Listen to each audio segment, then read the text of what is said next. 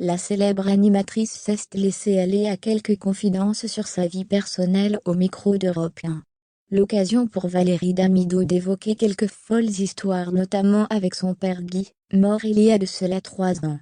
C'est ainsi qu'elle se souvient avoir passé du temps derrière les barreaux au commissariat. Dans la famille Damido, Valérie est comédienne et animatrice télé, sa fille Roxane est actrice, et son père Guy, décédé en 2019, était policier.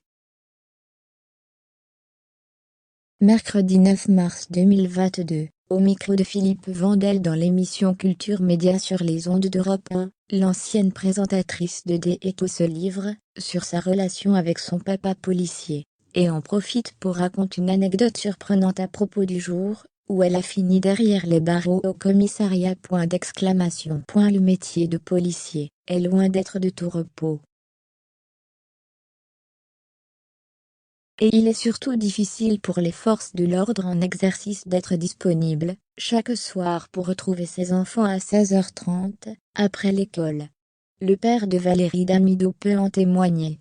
En effet, alors qu'elle était fillette, la grande blonde de 57 ans, a déjà passé du temps en cellule. J'étais petite, en CP, parce qu'après je me démerdais pour rentrer en bus toute seule. J'allais à pied jusqu'au commissariat de la ville où j'étais à l'école. Soit mon père était là, soit il n'était pas là, soit il était en enquête, se souvient Valérie Damido. Pendant que son cher père travaillait, l'animatrice récemment amincie de 10 kilos s'occupait du mieux qu'elle pouvait, dans des conditions particulières. On me mettait soit dans son bureau, soit, s'il était dans son bureau, dans une petite cellule de garde à vue pour manger mon petit goûter. Les malfrats étaient dans l'autre cellule, on ne me mettait pas dans la cellule des malfrats. Mon père était flic, il n'était pas taré non plus. Des fois, c'est compatible, mais là en l'occurrence, non. Mais oui, je mangeais mes petits BN tranquille dans ma petite cellule, elle révélait.